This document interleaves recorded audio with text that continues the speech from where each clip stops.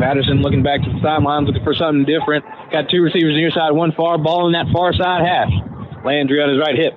High snap, he gets it, gonna keep it up the middle, trying to get past him. Clark's in there again with the takedown. Yes, sirree, Matthew Clark. Couple of big stops back to back. 6:17 in the first half as Driver takes the snap. Hand off to Williams, got some room up the middle. Bursting past the defender, almost a second before he's taken down at the 40. It is a first down, though. Good piece of running from Williams on that first carry. Medlin rolling left side, looking nowhere to go. Swarmed by Drew Hodges and Zach Thomas. That's the first sack of the night for the Wildcats. I think he did. I think he beat the ball over here on the snap. Talk about some quick feet from that right guard. 13-7, Wildcats still in front, 3:50 remaining in the half.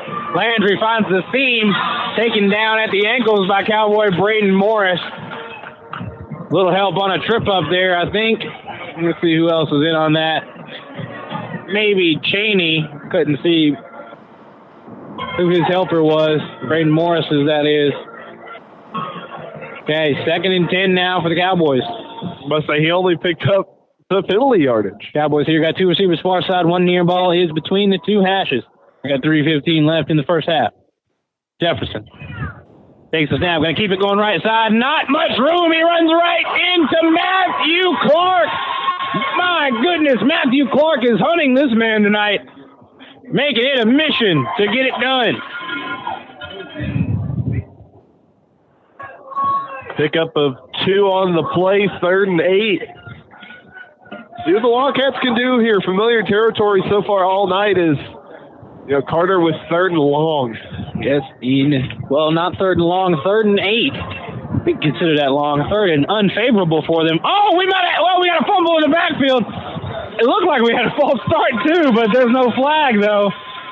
Carter Cowboys going to lose about 4 on that. So now in a 4th and long, though. 2:20 left in the first half. You got to think Carter Cowboys are going for it here. I would say this is definitely go-for-it range for them. It's a close one, but it's definitely a go-for-it. Two receivers, actually trips now, far side. One receiver near. Landry in the backfield with Jefferson. Ball on the near side hash. Wildcat fans getting hype here. Looking for a 3rd turnover tonight. Jefferson dropping back, looking up the middle. Intercepted by the Wildcat defense.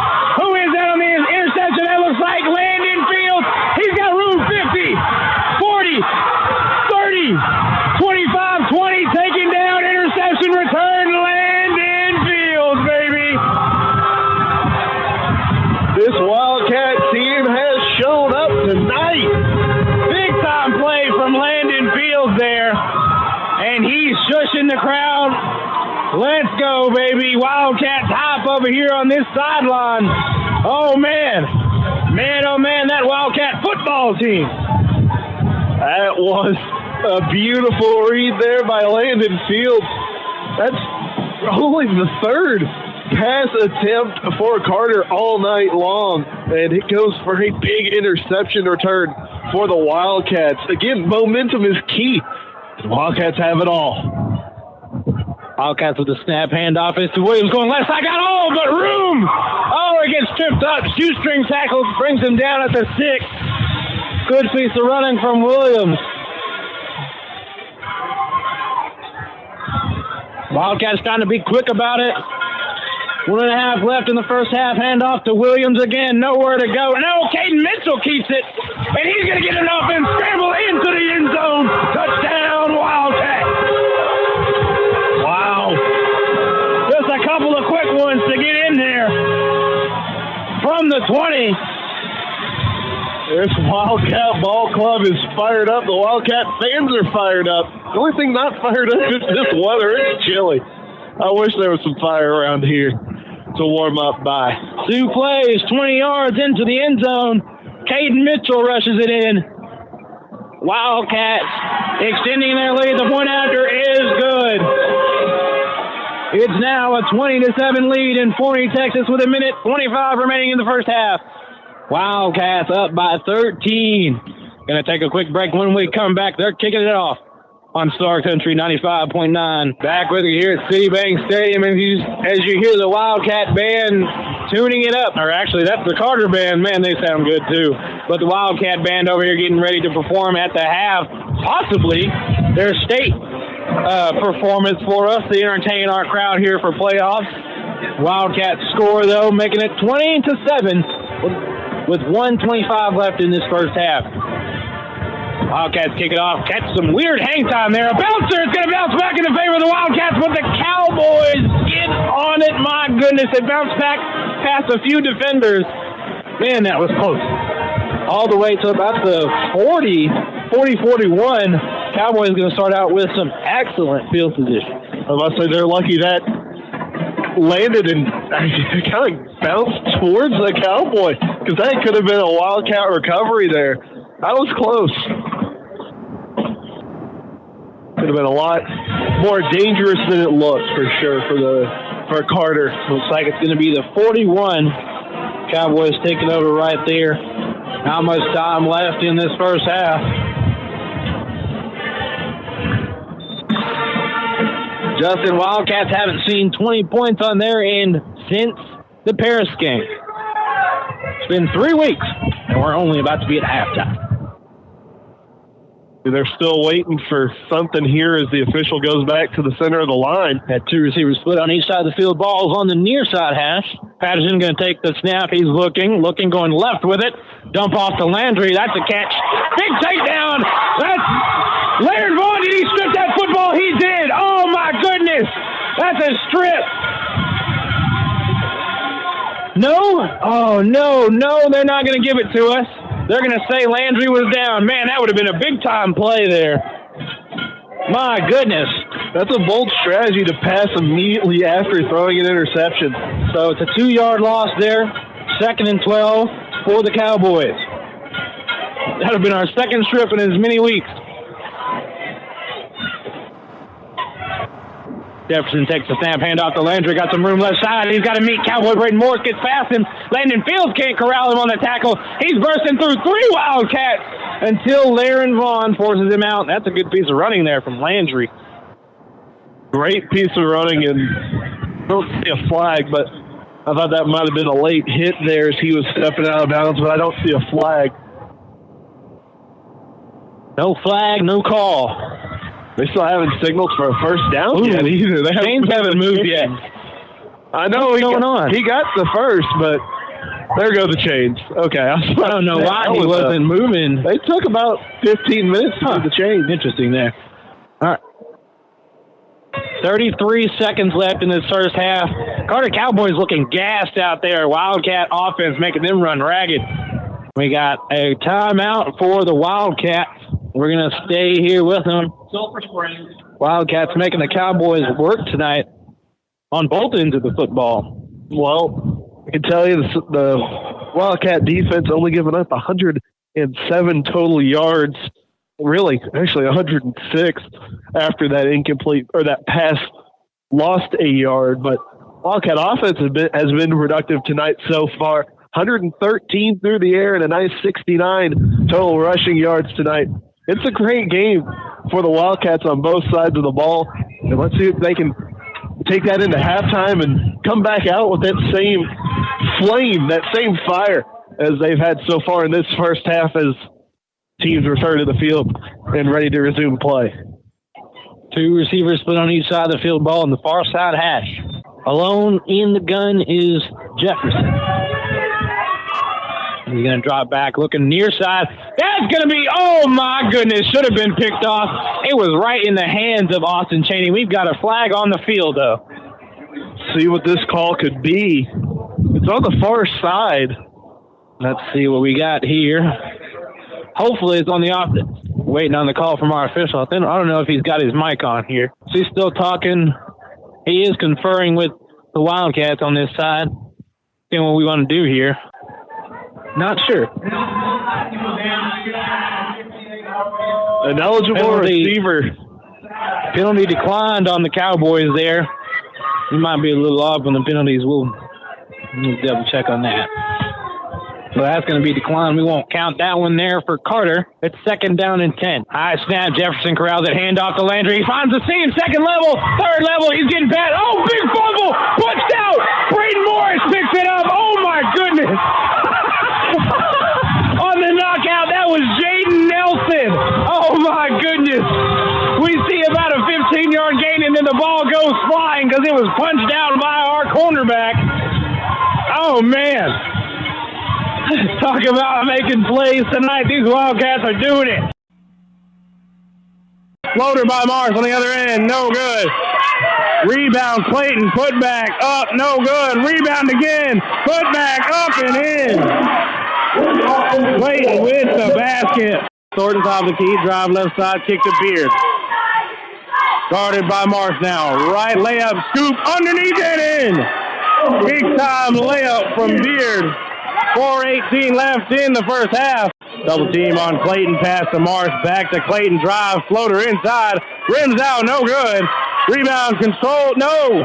Taken by Barrett. Stolen by Beard. Pass ahead. Hargrave right side layup. Bucket is good. Coach Carrillo not happy about it either. Players trying to calm her down as Clayton misses the first. 19-13 advantage for Mount Pleasant. 6.5 left in the first half. Little chit-chat between player and coach right now. Carrillo and Beard having an exchange during the free throw. As Clayton puts up her second, she misses. 0 for 2 on the trip to the line.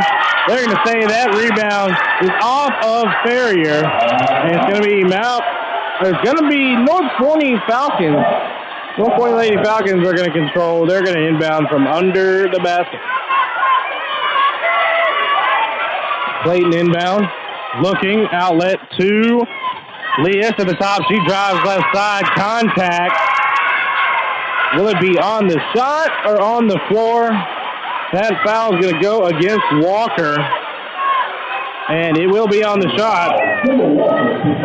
Leas will go to the line to shoot her first free throws of the night. We're going to have a sub come in. Barrett's going to come in for Samuels for the Lady Falcons. Her first bit of action of the second quarter. Clayton with the inbounding duties for the Lady Falcons. To Marsh, left wing. Swing, top of the key, Leas. Back to Clayton inside. Dribbling pass, left corner. Barrett for three. Off the rim, no good. Rebound, Clayton. Back up, off the window, no good. Rebound, Ferrier. Pass ahead to Beard at the half court. Right side controlled by Beard. Looking, Barrett defending. Beard drive right side, kick. Left side, Zachary for three, no good. Rebound, Marsh. Clayton bringing the ball all the way to the rim. Gonna pass it out to Barrett. She's gonna drive right side. Miss the layup. Rebound, Ferrier. Ferrier pass ahead to Hargrave. Stolen. Marsh for two. No good. And that's gonna be a foul on Ferrier as Clayton puts up another one. Fifth turnover for the Lady Tigers and the third foul on Isaiah Ferrier. Oh no, they're gonna give it to Walker. Sigh of relief there for the Mount Pleasant Lady Tigers. It surely looked like that one was gonna be on Ferrier, but it wasn't. Clayton misses her first free throw. 19-13 Lady Tigers in front still. 5:39 left in the opening half. Second free throw up. And it is in. Clayton 1 for 4 from the line tonight. Hargrave going to control on the right wing for the Lady Tigers. Pass intercepted by the North Forney Lady Falcons. Busby on the drive, right side layup, no good. Rebound, Clayton stolen by Hargrave. Beard driving up the court. Foul from Clayton on the reach-in. That's going to be her second personal. Looking to check in for the first time tonight, Amaya Thornton for the Lady Tigers is going to take the place of Hargrave. Inbounding will be Walker. Controlling at the top of the key is Beard. Look at some action. Swing right side to Thornton. Back up top, Walker. Swing left side, tipped by Clayton, stolen by Marsh. Another turnover for the Lady Tigers. Floater by Marsh on the other end, no good. Rebound, Clayton, put back, up, no good. Rebound again, put back, up and in. Clayton with the basket on the O board. All over the glass in the opening half. 4:38 left in the half. Beard misses the left side drive. Rebound, Ferrier. She's fouled. It's going to be a foul on, looks like, Busby. It's going to be on Raven Busby. Yes, it is. Her second personal tonight. That is the fifth foul for the North Point Lady Falcons tonight. And checking in is Ella Cross for Colony Zachary. Inbound Walker. Tip by the Lady Falcons. Marsh on the tip. Controlling is Thornton, top of the key. Drive left side, kick to Beard. Guarded by Marsh now. Right layup, scoop underneath and in. Big time layup from Beard. 4:18 left in the first half. Stolen by the Lady Tigers. Cross picks it up. Pass to Beard. She's going to control right side. Looking to drive. She will. Going to pull it out. Back up. Foul on Marsh. Back to the line will be Paris Beard, her second trip tonight. That is going to be the sixth personal foul on the North Point Lady Falcons, and Marsh's second in the game. The 21-16 advantage, Lady Tigers over the Lady Falcons. 4:02 left in the first half. Beard, first free throw up and off, not in, misses the first. Gonna look to connect on the second here in just a moment. Falcon cheerleaders trying to be a distraction for Beard at the line. We'll see if it works. Beard towing the line for free throw, a number 2 on this trip. Up, and it's off the rim. Rebound controlled by Delaney Duffy as she checks in. Three-pointer, Busby right side, in the corner, no good. Rebound by Duffy to Clayton on the left wing. Surveying. Calls isolation, cross defending. Looking for the screen. Pass right side to Hughes. He checks in during the free throw. Fake by Clayton, layup, floater, no good. Rebound, Beard. Then drive right side, full court. Beard, spin move, kick out, corner, three. No attempt by Cross. She's going to drive. She's going to be fouled by Duffy. Delaney Duffy with her first personal. 3:23 left in the first half, 21-16.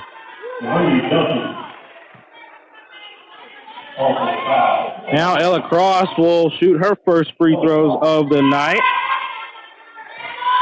She toes the line. First free throw up and off. No good. It was a 1-and-1 attempt. Lady Tigers are now in the bonus. 7 fouls on the Lady Falcons. Or committed by the Lady Falcons. Three-pointer up by Barrett on the right wing. No good. Clayton on the rebound. They're going to say it's offensive. That's going to be a turnover for the Lady Falcons. 3:11 left in the first half. Hargrave looking to check back in. Going to take the place of Beard. She's going to take a breather for the first time tonight. In the game for the Lady Tigers, you have Walker, Hargrave, Thornton, Cross, and Ferrier. 3:11 left in the first half. 8 total fouls now by the Lady Falcons. First free throw made by Thornton. She converts the first of a 1-and-1. 22-16, Lady Tigers in front of the Lady Falcons. Second free throw on the way. And it is in. Both free throws connected for Thornton. 23-16 advantage for Lady Tigers. Turnover for the Lady Falcons on the other end by Hughes. All the way on the other end. Thornton, left wing, three, off the window, no good. Rebound, their own miss. Back to Walker, back to Thornton on the right wing. Back to Walker, top of the key, swing left side, Hargrave. Back to double team, no more. Top of the key, Hargrave. Navigating. Surveying the defense. Pass to Walker, right side. Cut by Cross. Pass behind by Walker. Stolen by Busby. Busby on the drive. That's going to be a foul. Let's see who it's on. They're going to call that one on Ferrier. That will be her third. Third personal of the afternoon for Isaiah Ferrier in foul trouble early. We'll see what coach decides to do here as Beard comes back in the game. Will replace Ferrier. 2.5 still left in this opening half as Busby makes the first free throw.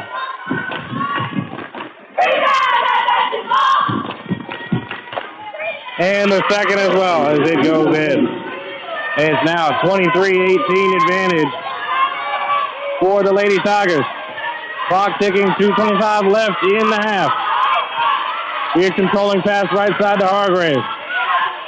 Hargrave right wing pass to Walker, stolen by Busby, full court, right side layup by Busby.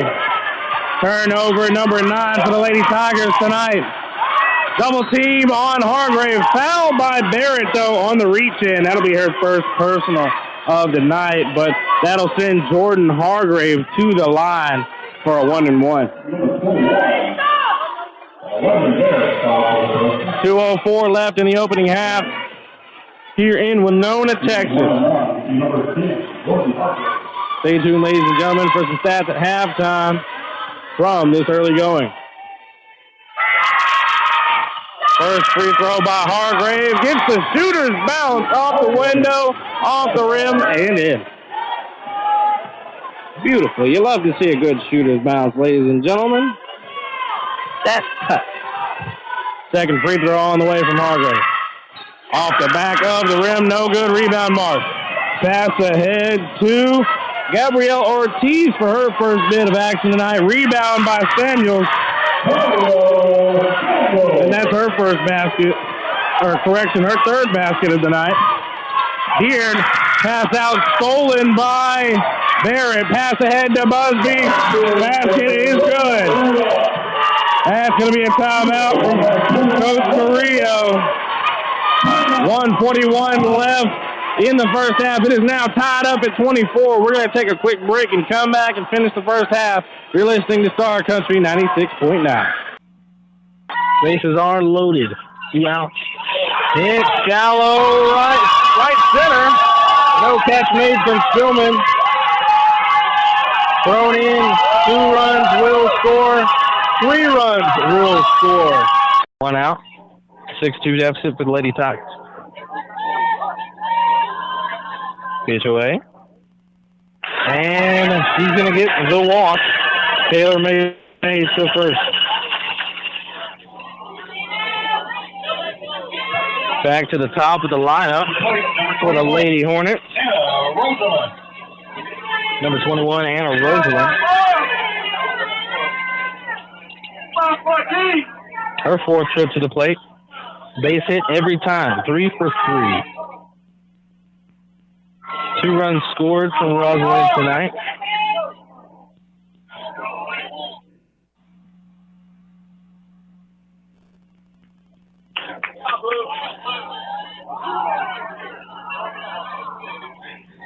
Sun all the way down here, setting in Lufkin, Texas. The bunt laid down from Rosalind. Ball fumbled a bit from Jones, and the bases are loaded. Rosalind manages to get on base yet again. Tough break there from Jones. Dropped on the pickup there.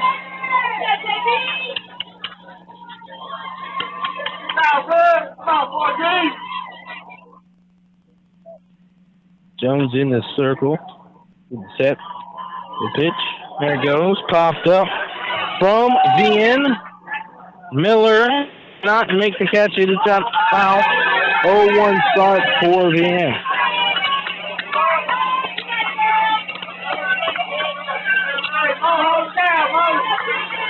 Oh, one out. Tough attempt there from Miller.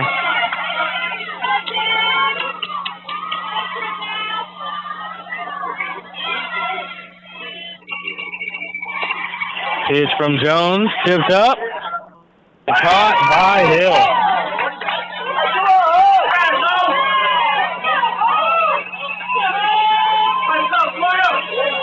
Pop-up catch by Hill. 2 outs now. Number 6 now, Hope Grant. Last at bat, a strikeout by Jump. See if we can get that again.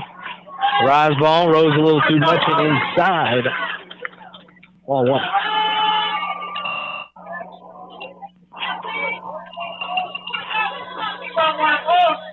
Still 6-2 lead for the Lady Hornets. Bases are loaded. 2 outs. Hit shallow right center. No catch made from Stillman.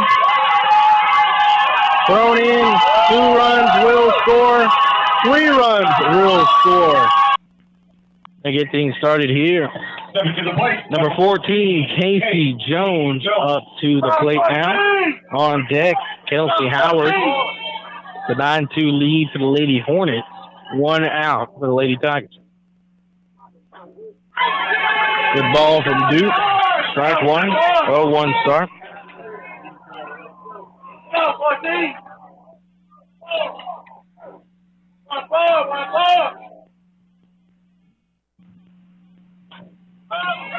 Foul ball, yes it is, from Jones there.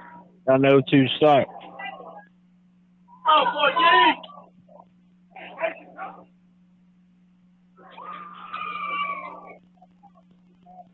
Make sure you guys tune in for tomorrow night's action, Game 2, here on K-Lake 97.7. Collins Knighton is going to be on the call for you. Great Mount Pleasant Lady Tigers. 0-2 here for Jones. And striking out, swinging another K for Duke. Number 32. Good pitching display from Duke tonight. The K in every inning but the third.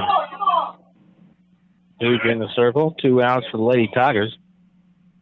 Good crowd still on hand for tonight's playoff action. Strike 2 for Howard. Little pull of the head there on that swing. Lady Tigers still hanging tough. Giving it all they got. It is a 3-game series. It's not over after this. There's still plenty of time to come back. Good hit from Howard in shallow right center. Hill's going to advance all the way to third. Good base hit from Howard.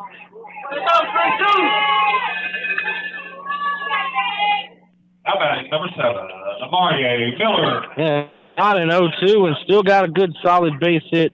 Now we got a 1st and 3rd situation. Hill on 3rd, Howard on 1st.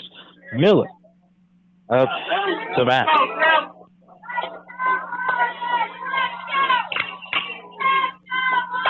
Miller contact, hit to 3rd. Fielder's choice going to 1st for it. And no score for the Lady Tigers. A little frustration as they head off of the field. Still plenty of time. Lady Tigers going into the bottom of the 6th now. Don't go anywhere. You're listening to K-Lake 97.7. A possible 3-game series tonight between your Mount Pleasant Lady Tigers and the visiting Huntsville Lady Hornets. Huntsville Lady Hornets in front right now, going into the bottom of the 6th, 9-2. Excuse me.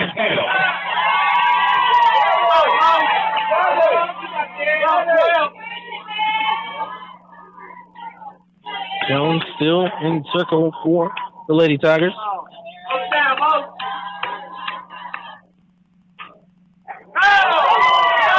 Good hit straight to Miller and caught. First out.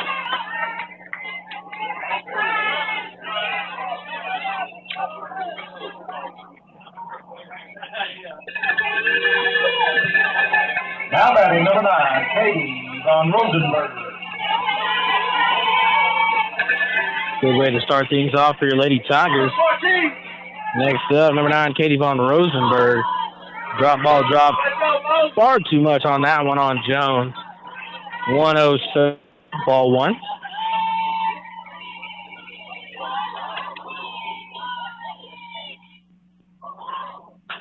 Contact right between first and second base. Took a little too long to get it in there. Good hit by Von Rosenberg, and she makes it to first.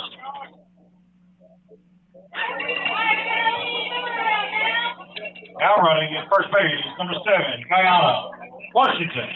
Washington. Coming in to pinch run for Von Rosenberg. Kaylee Kowalski. Yet again. Number 3, Kaylee Klawinski, back up to bat. Her last at bat. She made her way around the bases after an initial base hit.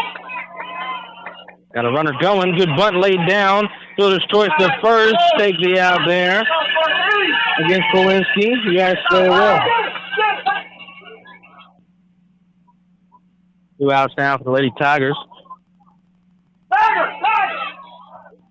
Got a pickle there. Confusing situation on where the runner is supposed to be at here. Fusion on the field. They're saying that Hargrave just now gets the out after a tag at second. And Washington came back to first, and they called the out. Officials now conferring just outside the circle. While we're pausing the action, ladies and gentlemen, make sure that you don't miss the UIL Track and Field State Meet starting Friday, May 13th at Mike Myers Stadium in Austin, Texas. Ticket information and more can be found at uiltexas.org.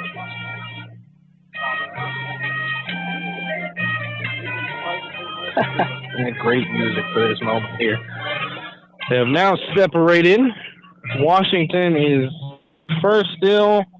Blue explaining to the Lady Hornets what's going on here. And now Pleasant wants a word. A lot of discussion going on here. A lot of initial confusion from all parties. It happens. But it looks like Washington will stay on first. No advancement to second. Tarrant, Mount Pleasant, not happy. Officials making their way to the center circle to have another discussion here. Get a resolution here in just a moment. Let's take a break, and we'll see if our officials can come with a conclusion here, and we'll let you know it is when we come back here in just a moment. Don't go anywhere. This is K-Lake 97.7. Back with you here in Lufkin, Texas. Officials have dispersed.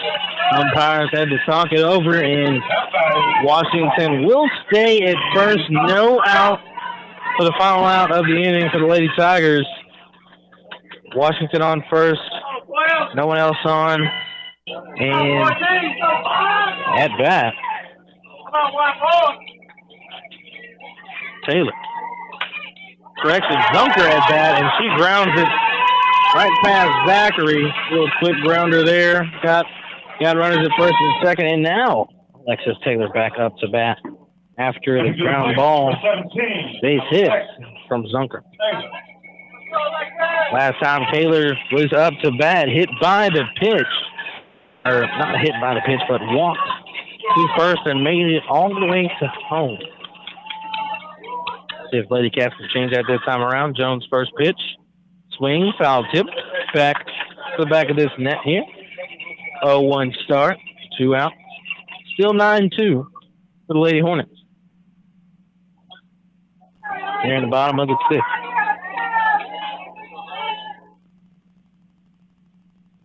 And the circle still is.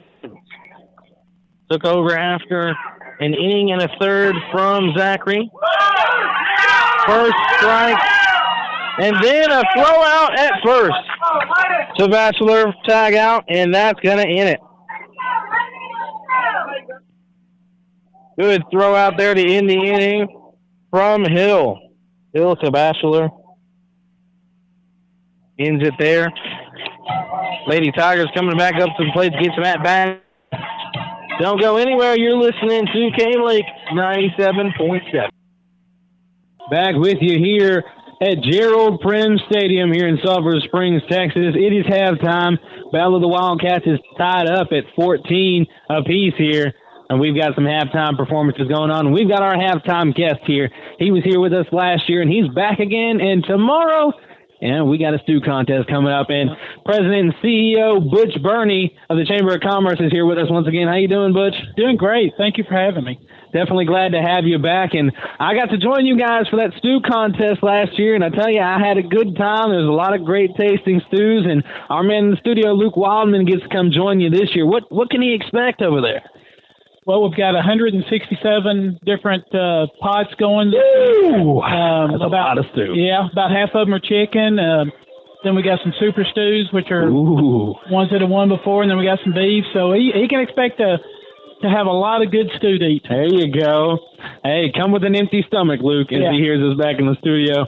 But definitely looking forward to that Hopkins County Stew Festival coming up. And we've had a lot of festivities going on. We're going to have a band performing right after. Tell us what's going on with the festivals in town as well. Yeah, we've got, of course, tonight across the street in Buford Park, we got Dub and the Love Machines playing right after the game. We don't play during the game, but after that there'll be a concert till about midnight, and people are cooking and just enjoying the night tonight. It's a beautiful night. And then, of course, we've got the Fall Festival going on. They've got the Carnival over by the Civic Center. They'll have some different booths and things in the high school and in the Civic Center. So a lot going on just right here in this block, 2-block area. And for our listeners out there who are listening to you for the first time, may not have gotten to catch you last year, tell us a little bit about what you do as the president and CEO of the Chamber of Commerce. Obviously, we have a couple of events. The stew contest is our big event that we put on. But I think mostly our main goal at the Chamber of Commerce is to promote our businesses, to promote our way of life in our community. And so we always want to put Sulphur Springs in the best frame, Hopkins County in the best light. And that's pretty easy to do because I think we have a special community here, and I think we have a lot going for us. And, one of the things I look at is I think our best is yet to come. Right. I think we have just had such a not only a growth spurt, but the right kind of growth spurt. Right. We're bringing in there's quality people here and quality businesses that employ a lot of people that care about their employees, and the employees care about the community. And so that's what we love about Hopkins County and Sulphur Springs is just the way of life we have here and the quality of people we have. Now we see all these people with tents and everything out beyond the stadium. Are those the people who are cooking the stews? And do you think, how many of them do you think are cooking right this second, like working actively on their stew? Working on their stew, there may not be a lot right now because a lot of them have already cut up their vegetables, and they've kind of they don't want to get it going too early and scorch it, but they've got their fires going because you got to monitor your fire to make sure it burns at a consistent rate. Right. And so right now I think some of them have got their broth going and some things like that, and then they're just cooking outdoors just for themselves and for their family and their friends. People come by and they're sharing their food and all of that. Probably about 4 to 5 o'clock in the morning, it gets really serious. That's when they start. Does it? Yeah, that's when it really gets going, is before the sun comes up. I was just about to get to that. Not only do they get serious cooking, they're serious about the results of this stew contest. They're very competitive, everybody that's competing in it. And, just talk to us a little bit about, what gets you those good scores. What is considered the best stews, and what gets you, winning this stew contest? Like, what is trueness to Hopkins County stew? That's a good point because you were a judge last year, so know one of the criteria is trueness to Hopkins County stew, because we have a recipe. There was a man named Lonnie Bigelow who kind of devised this recipe when he would cook 50, 60 years ago, whenever it was, for the school districts in the county. And Actually, it was before that. It was longer than that. But it's beef or chicken, and then you have onions, tomatoes, potatoes, and corn.